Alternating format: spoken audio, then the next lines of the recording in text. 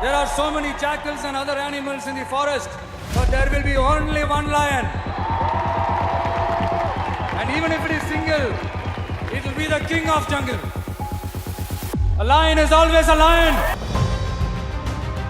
ಮೇ 4, 2026 ತಮಿಳುನಾಡಿನ the most powerful politician polling ಬೂತ್ಗೆ ಬರ್ತಾರೆ. ಇವರು 1989ರಿಂದ ಕಂಟಿನ್ಯೂಸ್ ಆಗಿ MLA ಆಗಿದ್ದ ವ್ಯಕ್ತಿ. ತಮಿಳುನಾಡಿನ ಸಿಟ್ಟಿಂಗ್ ಚೀಫ್ ಮಿನಿಸ್ಟರ್ ಆಗಿದ್ದವರು. ಇವರ ತಂದೆ 5 ಬಾರಿ ಚೀಫ್ ಮಿನಿಸ್ಟರ್. ಇವರ ಪಾರ್ಟಿ DMK ಆಲ್ಮೋಸ್ಟ್ 60 ವರ್ಷ ತಮಿಳುನಾಡಿನಲ್ಲಿ ಅಧಿಕಾರದಲ್ಲಿತ್ತು. ಇವರು ಕೊಲತೂರು ವಿಧಾನಸಭಾ ಕ್ಷೇತ್ರದಲ್ಲಿ ಎಲೆಕ್ಷನ್ಗೆ ನಿಂತಿದ್ರು. ಈ ಹಿಂದೆ ಇದೇ ಕ್ಷೇತ್ರದಿಂದ ಕಂಟಿನ್ಯೂಸ್ ಆಗಿ 3 ಬಾರಿ MLA ಆಗಿದ್ರು. ಅಂದ್ರೆ 2011ರಿಂದ ಕೊಲತೂರು ಕ್ಷೇತ್ರ DMK ಕೈಯಲ್ಲಿತ್ತು. ಆದ್ರೆ ಈಗ ಚಿತ್ರಣ ಬದಲಾಗಿದೆ. MK ಸ್ಟಾಲಿನ್ ಸೋತಿದ್ದಾರೆ. ಇವರ ಪಾರ್ಟಿಯನ್ನ ಸಂಪೂರ್ಣವಾಗಿ ಸೋಲಿಸಿರೋ ವ್ಯಕ್ತಿ ಈ ಹಿಂದೆ ಎಲೆಕ್ಷನ್ಗೂ ಸಹ ನಿಂತಿರಲಿಲ್ಲ. ಕೇವಲ 2 ವರ್ಷಗಳ ಹಿಂದೆ ತಮ್ಮ ಪಾರ್ಟಿಯನ್ನ ಲಾಂಚ್ ಮಾಡಿರ್ತಾರೆ. ಇಲ್ಲಿವರೆಗೂ ಇವರು ಸೌತ್ ಸೂಪರ್ ಸ್ಟಾರ್ ಅಂತ ಮೂವಿನಲ್ಲಿ ಮಾತ್ರ ಹೆಸರು ಮಾಡಿದ್ರು. ಇವರು ಬೇರೆ ಯಾರು ಅಲ್ಲ, ಜೋಸೆಫ್ ವಿಜಯ್. ಈ ವ್ಯಕ್ತಿ 60 ವರ್ಷದ ರಾಜಕೀಯ ಸಾಮ್ರಾಜ್ಯವನ್ನ ಧ್ವಂಸ ಮಾಡಿದ್ದಾರೆ. ಇಲ್ಲಿ ಪ್ರಶ್ನೆ ಏನಂದ್ರೆ, ಯಾವುದೇ ಪೊಲಿಟಿಕಲ್ ಎಕ್ಸ್ಪೀರಿಯನ್ಸ್ ಇಲ್ಲದ ಈ ವ್ಯಕ್ತಿ 60 ವರ್ಷದ DMK ಹಾಗೂ AIDMK ಪಾರುಪತ್ಯಕ್ಕೆ ಅಂತ್ಯ ಆಡಿ ತಮ್ಮ ಮೊದಲ ಅಟೆಂಪ್ಟ್ ನಲ್ಲೇ ತಮಿಳುನಾಡಿನ ಮುಖ್ಯಮಂತ್ರಿಯಾಗಿದ್ದು ಹೇಗೆ ನೋಡಿ. ತಮಿಳುನಾಡು ಬೇರೆ ರಾಜ್ಯಗಳ ರೀತಿಯಲ್ಲ.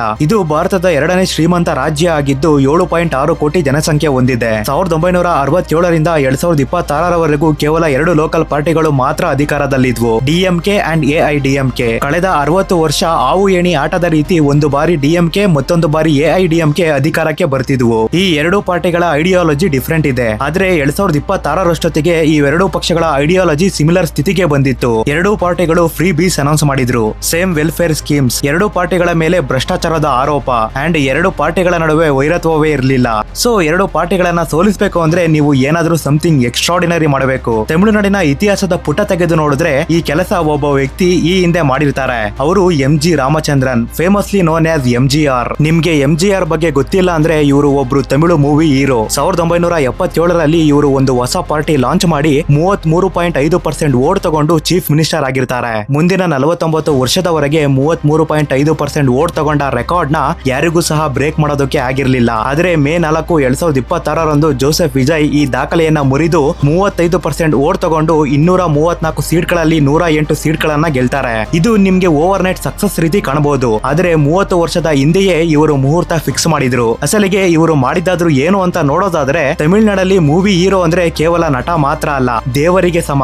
ಇಲ್ಲಿ ಫ್ಯಾನ್ಸ್ ಕ್ಲಬ್ಗಳು ಇನ್ಸ್ಟಿಟ್ಯೂಷನ್ಸ್ ರೀತಿ ಕೆಲಸ ಮಾಡ್ತಾವೆ. ಪ್ರೆಸಿಡೆಂಟ್ಸ್ ಇರ್ತಾರೆ, treasurer, district unit, membership cards, annual meetings, ಹೀಗೆ ಒಂದು ರಾಜಕೀಯ ಪಾರ್ಟಿ ರೀತಿ ಕೆಲಸ ಮಾಡುತ್ತೆ. ತಮಿಳುನಾಡಲ್ಲಿ ಒಬ್ಬ ಫೇಮಸ್ ಹೀರೋ ಮೂವಿ ರಿಲೀಸ್ ಆದ್ರೆ ಇವರ ಫ್ಯಾನ್ಸ್ ಕ್ಲಬ್ಗಳು ಬರೀ ಹೋಗಿ ಸಿನಿಮಾ ನೋಡೋದಿಲ್ಲ, ಬದಲಿಗೆ ಇವರು ಸಂಪೂರ್ಣ ಥಿಯೇಟರ್ ನೇ ಬುಕ್ ಮಾಡ್ತಾರೆ, ಬ್ಲಡ್ ಡೊನೇಷನ್ ಕ್ಯಾಂಪ್ ಆರ್ಗನೈಸ್ ಮಾಡ್ತಾರೆ, ಪ್ರಳಯ ರೀತಿಯ ಸನ್ನಿವೇಶದಲ್ಲಿ ಆಹಾರ ವ್ಯವಸ್ಥೆ ಕೂಡ ಮಾಡ್ತಾರೆ. ಅಂದ್ರೆ ಈ ಫ್ಯಾನ್ ಕ್ಲಬ್ಗಳು ಒಂದು ಸೋಷಿಯಲ್ ಆರ್ಗನೈಸೇಷನ್ ರೀತಿ ಕೆಲಸ ಮಾಡುತ್ತೆ. 2024ರಲ್ಲಿ ವಿಜಯ್ ಆಲ್ಮೋಸ್ಟ್ 85,000 ಫ್ಯಾನ್ ಕ್ಲಬ್ ಗಳನ್ನ ಆಲ್ ಓವರ್ ತಮಿಳುನಾಡು ಹೊಂದಿರ್ತಾರೆ. ಅಟ್ಲೀಸ್ಟ್ 25 ಆಕ್ಟಿವ್ ಮೆಂಬರ್ಸ್ ಅಂತ ಕ್ಯಾಲ್ಕುಲೇಟ್ ಮಾಡಿದ್ರು ಈ ಫ್ಯಾನ್ ಕ್ಲಬ್ ಗಳನ್ನ ಒಟ್ಟುಗೂಡಿಸಿದ್ರೆ 20 ಲಕ್ಷಕ್ಕೂ ಹೆಚ್ಚು ಜನ. ಇಮ್ಯಾಜಿನ್ ಮಾಡಿ, 20 ಲಕ್ಷ ಜನ ಆಲ್ರೆಡಿ ಒಂದಾಗಿದ್ದಾರೆ. ತಮಿಳುನಾಡಿನ ಮೂಲೆ ಮೂಲೆಯಲ್ಲಿ ಇವರ ಅಸ್ತಿತ್ವ ಇದೆ. ಅಂಡ್ ವಿಜಯ್ ಹೆಸರಲ್ಲಿ ಇವರು ಒಂದು ದೊಡ್ಡ ಸಾಮ್ರಾಜ್ಯವನ್ನೇ ಕಟ್ಟಿರ್ತಾರೆ. ಇನ್ಫ್ಯಾಕ್ಟ್ ಈ ರೀತಿಯ ಬೂತ್ ಲೆವೆಲ್ ಪ್ರೆಸೆನ್ಸ್ ಬಿಲ್ಡ್ ಮಾಡೋಕೆ ಬೇರೆ ಎಲ್ಲಾ ಪಾರ್ಟಿಗಳಿಗೆ ದಶಕಗಳ ಸಮಯವೇ ಬೇಕಾಗುತ್ತೆ. ಇದು ರಾಜಕೀಯದಲ್ಲೇ ಅತ್ಯಂತ ಕಠಿಣ ಲೆವೆಲ್. ಇದೇ ಕಾರಣಕ್ಕೆ RSS ನ ಬಿಜೆಪಿಯ ಬೆನ್ನೆಲುಬು ಅಂತ ಕರೀತಾರೆ. ಯಾಕಂದ್ರೆ ವಿಜಯ್ ಫ್ಯಾನ್ ಕ್ಲಬ್ಸ್ ರೀತಿಯಲ್ಲೇ RSS ಬಿಜೆಪಿಗೆ ಬೂತ್ ಲೆವೆಲ್ ಪ್ರೆಸೆನ್ಸ್ ಬಿಲ್ಡ್ ಮಾಡಿರುತ್ತೆ. ಈಗಾದ್ರೂ ಸಹ ಬಿಜೆಪಿಗೆ 30 ವರ್ಷ ಸಮಯ ಹಾಗೂ ಸಾವಿರಾರು ಕೋಟಿ ಹಣ ಖರ್ಚಾಗುತ್ತೆ. ಆದ್ರೆ ವಿಜಯ್ ಮಾತ್ರ ಇವನ್ನೆಲ್ಲ ರಾಜಕೀಯಕ್ಕೂ ಬರೋದಕ್ಕೂ ಮುನ್ನವೇ ಸೃಷ್ಟಿ ಮಾಡ್ಕೊಂಡಿದ್ರು. ಇವರು ತಮ್ಮ ಫ್ಯಾನ್ ಕ್ಲಬ್ ನೆ ಪೊಲಿಟಿಕಲ್ ಪಾರ್ಟಿಯನ್ನಾಗಿ ನೆಕ್ಸ್ಟ್ ಲೆವೆಲ್ ಗೆ ತಗೊಂಡೋಗ್ತಾರೆ. ಹೆಸರಿಗೆ ಮಾತ್ರ ವಿಜಯ್ 2024ರಲ್ಲಿ ಪೊಲಿಟಿಕಲ್ ಪಾರ್ಟಿ ಲಾಂಚ್ ಮಾಡಿದ್ರು. ಆದ್ರೆ ಬ್ಲೂ ಪ್ರಿಂಟ್ ಮಾತ್ರ ಮೊದ್ಲೇನೆ ಶುರುವಾಗಿತ್ತು. 85,000 fan clubs, 85,000 booth level units ಆಗುತ್ತೆ. ಪ್ರೆಸಿಡೆಂಟ್ ಗಳು ಡಿಸ್ಟ್ರಿಕ್ಟ್ ಕೋಆರ್ಡಿನೇಟರ್ಸ್ ಆಗ್ತಾರೆ, ವಾಲಂಟಿಯರ್ ಕ್ಯಾಂಪೇನರ್ಸ್ ಆಗಿ ಬದಲಾಗ್ತಾರೆ, and blood donation camp election rally ಆಗುತ್ತೆ. ಆದ್ರೆ ಇನ್ನೊಂದು ಪ್ರಶ್ನೆ ಬರ್ಬೋದು ನಿಮ್ಗೆ, ಕಮಲ್ ಹಾಸನ್ ಕೂಡ ದೊಡ್ಡ ಸ್ಟಾರ್ ಅಂಡ್ ರಜನಿಕಾಂತ್ ಕೂಡ super star of Indian cinema, but ವಿಜಯ್ಗೆ ಮಾತ್ರ ಗೆಲುವು ಸಿಕ್ಕಿದ್ದೇಗೆ? ವೆಲ್, ಫ್ಯಾನ್ ಕ್ಲಬ್ ಗಳಿಂದಾನೇ 35% ವೋಟಿಂಗ್ ಶೇರ್ ಸಿಕ್ಕಿ ವಿಜಯ್ CM ಆದ್ರು ಅಂದ್ರೆ ತಪ್ಪಾಗುತ್ತೆ. ಯಾಕಂದ್ರೆ ತಮಿಳುನಾಡಿನ ಜನ ತುಂಬಾ ಬುದ್ಧಿವಂತರು. ಕಳೆದ 60 ವರ್ಷಗಳಲ್ಲಿ ಯಾವುದೇ ನ್ಯಾಷನಲ್ ಪಾರ್ಟಿಗೆ ಮಣೆ ಹಾಕ್ತೆ ಕೇವಲ 2 ಪಾರ್ಟಿಗಳನ್ನ ಗೆಲ್ಲಿಸ್ಕೊಂಡು ಬಂದಿದ್ದಾರೆ. ಇದರಿಂದ ತಮಿಳುನಾಡು ಎಲೆಕ್ಷನ್ ಗೆಲ್ಲಬೇಕು ಅಂದ್ರೆ ಸಮಥಿಂಗ್ ಮ್ಯಾಜಿಕ್ ನಡಿಬೇಕು.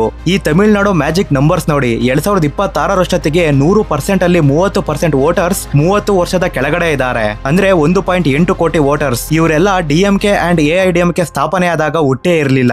ಸೊ ಈ ಜನರೇಷನ್ ಗೆ ತಮಿಳುನಾಡಿನ biggest rivalry Karunanidhi versus Jayalalitha ಕೇವಲ ಇತಿಹಾಸದ ಮುಗಿದ ಅಧ್ಯಾಯ. ಇವರಿಬ್ರು ಜಾಬ್ಗೋಸ್ಕರ ಹೋರಾಡಿರ್ತಾರೆ. ಡ್ರಗ್ ಫ್ರೀ ಸೊಸೈಟಿ, ಹೆಣ್ಣು ಮಕ್ಕಳ ರಕ್ಷಣೆ, ಕರಪ್ಷನ್ ಫ್ರೀ ಸೊಸೈಟಿ ಅಂಡ್ ಕಡಿಮೆ ಬೆಲೆಯ ಜೀವನಕ್ಕಾಗಿ ಹೋರಾಡ್ತಾರೆ. ಇದರಿಂದ ಇವರಿಬ್ಬರ ಐಡಿಯಾಲಜಿ ಒಂದೇ ರೀತಿ ಇದೆ ಅಂತ ಅನ್ಸೋದಕ್ಕೆ ಶುರುವಾಯಿತು. ಇವರಿಬ್ಬರ ಹತ್ತಿರ ಜನರನ್ನ ತಲುಪೋದಕ್ಕೆ ಯಾವುದೇ ಹೊಸ ಅಂಶ ಇರಲಿಲ್ಲ. ಇನ್ಫ್ಯಾಕ್ಟ್ 2026 ಆಗೋ ಅಷ್ಟೊತ್ತಿಗೆ DMK ಅಂಡ್ AIDMK ತಮ್ಮ ಐಡಿಯಾಲಜಿನ ಬಿಟ್ಟು ಯಾರು ಅತಿ ಹೆಚ್ಚು ಉಚಿತ ಗ್ಯಾರಂಟಿಗಳನ್ನ ನೀಡ್ತಾರೆ ಅನ್ನೋದ್ರ ಮೇಲೆ ಫೈಟ್ ಮಾಡ್ತಿದ್ರು. ಲೈಕ್ ಯಾರು ಹೆಚ್ಚು ಗೋಲ್ಡ್ ನೀಡ್ತಾರೆ, ಹೆಚ್ಚು LPG ನೀಡ್ತಾರೆ, ಹೆಚ್ಚು ಉಚಿತ ಹಣ ನೀಡ್ತಾರೆ. ಇದರಿಂದ ವೋಟರ್ಸ್ಗೆ ಇವರಿಬ್ಬರ ಮ್ಯಾನಿಫೆಸ್ಟೋದಲ್ಲಿ ಯಾವುದೇ ಡಿಫರೆನ್ಸ್ ಕಂಡು ಬಂದಿರಲಿಲ್ಲ. ಇದರ ಜೊತೆ ಯಾವಾಗ MK ಸ್ಟಾಲಿನ್ ತಮ್ಮ ಮಗ ಉದಯನಿಧಿ ಸ್ಟಾಲಿನ್ ನ ಡೆಪ್ಯೂಟಿ ಚೀಫ್ ಮಿನಿಸ್ಟರ್ ಮಾಡ್ತಾರೆ, ಇದು ವಿಜಯ್ಗೆ ಅತಿ ದೊಡ್ಡ ಅಸ್ತ್ರ ಆಗುತ್ತೆ. ವಿಜಯ್ DMK ಪಾರ್ಟಿಯನ್ನ ಅಧಿಕಾರ ಶಾಹಿಗಳು ಭ್ರಷ್ಟರು ಅಂತ ದೂರ್ತಾರೆ ಅಂಡ್ ಜನರಿಗೆ ಇದು ನಿಜ ಕೂಡ ಅನ್ನಿಸ್ತು. ಸೊ ಈಗ DMK ಅಂಡ್ AIDMK ಮಧ್ಯೆ ಯಾವುದೇ ಡಿಫರೆನ್ಸ್ ಇರಲಿಲ್ಲ. ಇದರಿಂದ ವೋಟರ್ಸ್ ಈ ಎರಡು ಪಾರ್ಟಿಯನ್ನ ಬಿಟ್ಟು ಮೂರನೇ ಪಾರ್ಟಿಯನ್ನ ಹುಡ್ಕೋದಕ್ಕೆ ಶುರು ಮಾಡಿದ್ರು ಅಂಡ್ ಜೋಸೆಫ್ ವಿಜಯ್ ಈ ಅಡ್ವಾಂಟೇಜ್ ನ ಗ್ರಾಬ್ ಮಾಡ್ತಾರೆ.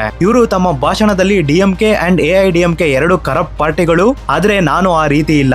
ಸೊ ನಿಮ್ಗೆ ಬದಲಾವಣೆ ಬೇಕು ಅಂದ್ರೆ ನನಗೆ ವೋಟ್ ಮಾಡಿ ಅಂತ ಸಂದೇಶ ನೀಡ್ತಾರೆ. ಇಲ್ಲಿ ಗಮನಿಸಬೇಕಾದ ವಿಷಯ ಏನಂದ್ರೆ ವಿಜಯ್ ಕೂಡ ಫ್ರೀ ಬೀಸ್ ಅನೌನ್ಸ್ ಮಾಡಿದ್ರು. 8 ಗ್ರಾಮ್ ಗೋಲ್ಡ್ ಪ್ಲಸ್ 60 ವರ್ಷದ ಕೆಳಗಡೆ ಇರೋ ಮಹಿಳೆಯರಿಗೆ 2500 ರೂಪಾಯಿ plus 6 LPG gas cylinder per year. ಶಾಲಾ ಮಕ್ಕಳ ಪೇರೆಂಟ್ಸ್ ಗೆ ಪ್ರತಿ ವರ್ಷ 15,000 ರೂಪಾಯಿ. ಇದರಿಂದ ವಿಜಯ್ ತಮಿಳುನಾಡು ಹಿಂದೆಂದು ಕಂಡು ಕೇಳರಿಯದ ಅತಿ ದೊಡ್ಡ ಫ್ರೀ ಗ್ಯಾರಂಟಿಗಳನ್ನ ಘೋಷಣೆ ಮಾಡ್ತಾರೆ. ಜನ ಬರೀ ಗ್ಯಾರಂಟಿಗಳನ್ನ ನೋಡಿ ವೋಟ್ ಹಾಕುದ್ರ?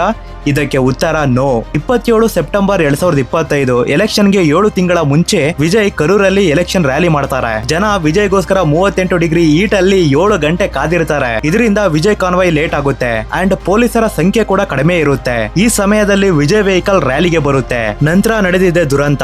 ಕಾಲ್ತುಳಿತದಲ್ಲಿ 41 ಜನರ ಡೆತ್ ಆಗುತ್ತೆ. ಇದರಲ್ಲಿ 9 ಜನ ಮಕ್ಕಳು ಕೂಡ ಶಾಮೀಲಾಗಿದ್ರು. 100ಕ್ಕೂ ಹೆಚ್ಚು ಜನರಿಗೆ ಗಾಯ ಆಗುತ್ತೆ. ಇನ್ಫ್ಯಾಕ್ಟ್ ಜನ ವಿಜಯ್ ಪೊಲಿಟಿಕಲ್ ಕೆರಿಯರ್ ಇಲ್ಲಿಗೆ ಮುಗೀತು ಅಂತ ಹೇಳ್ತಾರೆ. ಯಾಕಂದ್ರೆ ಆಪೋಸಿಷನ್ ಪಾರ್ಟಿಗಳು TVK ಮೇಲೆ ಕ್ರಿಮಿನಲ್ ಕೇಸ್ಗೆ ಕರೆ ಕೊಡ್ತಾರೆ. ಹೈಕೋರ್ಟ್ ಕೂಡ ಇಂಡಿಪೆಂಡೆಂಟ್ ಎನ್ಕ್ವೈರಿ ಡಿಮ್ಯಾಂಡ್ ಮಾಡ್ತು. ಇದರಿಂದ ಎಲ್ಲರೂ ವಿಜಯ್ಗೆ ದೂರೋದಕ್ಕೆ ಶುರು ಮಾಡಿದ್ರು. ಇವರಿಗೆ ಒಂದು ಸಣ್ಣ ರ್ಯಾಲಿನೇ ಹ್ಯಾಂಡಲ್ ಮಾಡೋಕೆ ಆಗ್ಲಿಲ್ಲ, ಇನ್ನು ರಾಜ್ಯವನ್ನ ಹೇಗೆ ನಡೆಸ್ತಾರೆ ಅಂತ ಟ್ರೋಲ್ ಮಾಡ್ತಾರೆ. ಈ ರೀತಿಯ ಸನ್ನಿವೇಶದಲ್ಲಿ ಯಾರು ಊಹಿಸದ ಸಂಗತಿ ನಡೆಯುತ್ತೆ. ಆಕ್ಚುಲಿ ಈ ದುರಂತ ವಿಜಯ್ ಗೆಲುವಿಗೆ ಅಡಿಪಾಯ ಹಾಕಿಕೊಟ್ಟಿತ್ತು. ಯಾಕಂದ್ರೆ ವಿಜಯ್ ಈ ದುರಂತದ ಸಂಪೂರ್ಣ ಜವಾಬ್ದಾರಿಯನ್ನ ತಗೊಳ್ತಾರೆ. ಇವರು ಸಾವಿಗೀಡಾದವರ ಮನೆಗೆ ಹೋಗಿ ಸಾಂತ್ವನ ಹೇಳಿ ಖುದ್ದು ಪರಿಹಾರ ಕೂಡ ನೀಡ್ತಾರೆ. ಇದು ವಿಜಯ್ ಹಾಗೂ TVK ಪಾರ್ಟಿಗೆ ಗೇಮ್ ಚೇಂಜ್ ಮಾಡಿದ ಕ್ಷಣ. ಯಾಕಂದ್ರೆ ಜನ ಅಲ್ಲಿವರೆಗೂ ತಮ್ಮ ತಪ್ಪನ್ನ ಒಪ್ಪಿಕೊಳ್ಳೋ ರಾಜಕಾರಣಿಯನ್ನ ನೋಡೇ ಇರಲಿಲ್ಲ.